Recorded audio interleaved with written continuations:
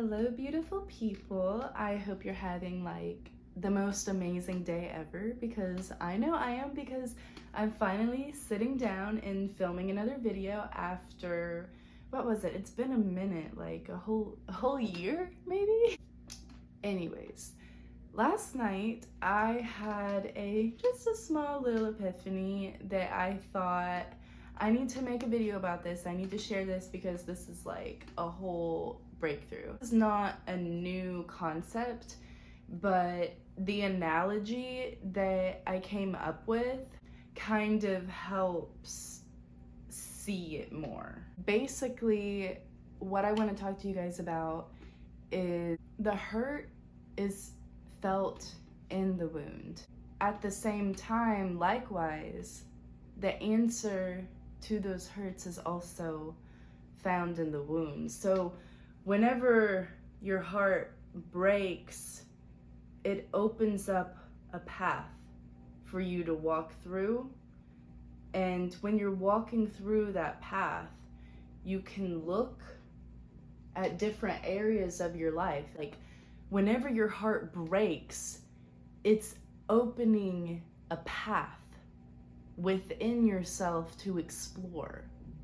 Those wounds are not meant to just be patched up and ignored and tossed away.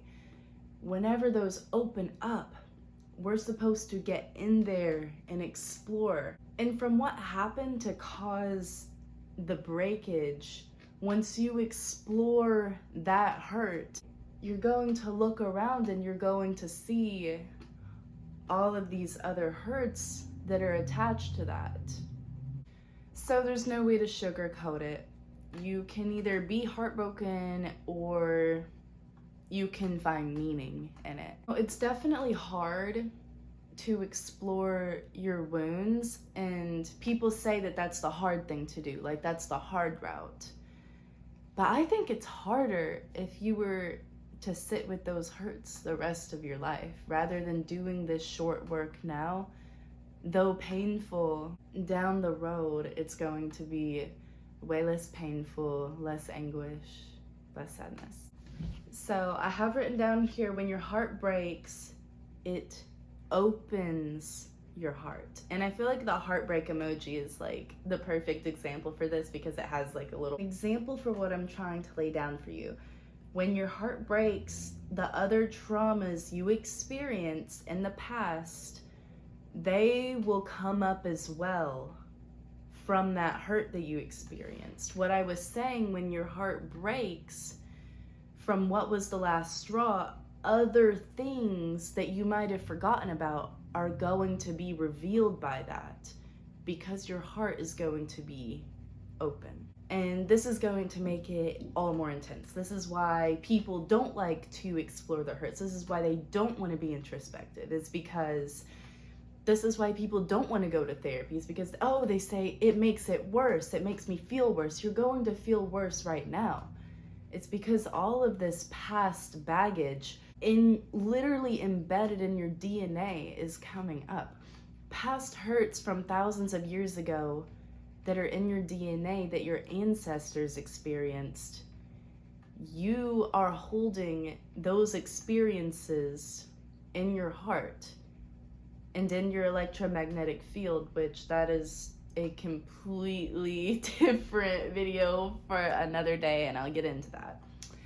But yeah, so your traumas are literally stored in your body, like in your energy. And this isn't woo-woo, like I mean actually like science. Your chakras are scientific energy, whatever. So figuratively, this is an opportunity for you to take a little walk down that path of brokenness within. So imagine you're walking through the cracks of your physical heart. Like imagine your heart broke and there's like walls and you're walking through like your arteries and all that stuff. Like your heart's broken, you're walking through the crack. The big rip is going to reveal so much more than what the last straw that caused the break was actually about. So it's going to reveal things that are actually the source and root cause of your hurt and problem. As you're exploring that hurt, you're noticing like, oh, like there's that I didn't deal with, like there's that. And as you're walking through this initial path of heartbreak, you're noticing all these different things. You have a suture kit on hand. And as you're walking through and you're acknowledging and you're seeing these things, you begin to fix them along the way. And at the same time, you're exploring yourself. You're getting to know yourself better. So as you're walking through with a suture kit in hand, you're sewing up the broken pieces as you walk by. So as you are exploring these wounds, you're walking through the path of heartbreak, you're sewing it up as you walk through it. You have to process it fully. You have to actually get through the pain. You have to experience the pain for it to subside. So as you're walking through and you're repairing these different parts of yourself that you weren't even aware were broken, it leads you to a door.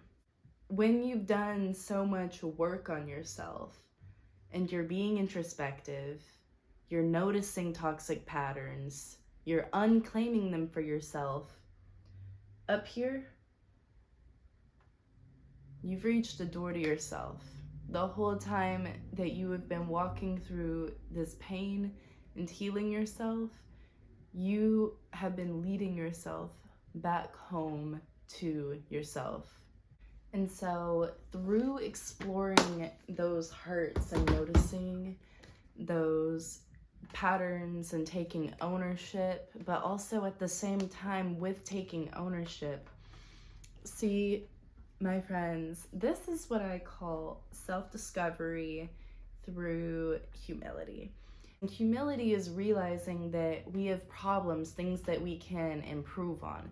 And I feel like nowadays people say like, oh, you need to be humbled, like sit down, like it's realizing that you have a problem, looking at it, say, okay, this is true, but it's also true that I can get through it. It's also true that I have the capabilities to get better. It's also true that this was once a part of me, but now it's not. I feel like sometimes when people realize things and they look too deep, they can, the pride, it gets in the way and it makes it hard for you to move past it, because humility is not beating yourself up. You know, it's realizing things about yourself, having the resilience to come out of that. Humility is the opposite of pride. And when you're prideful, you're not going to see all of the things wrong. You're not going to want to. When you're prideful, you know, things, they'll hurt your ego. You're not going to be able to improve because it's too painful for you to bear.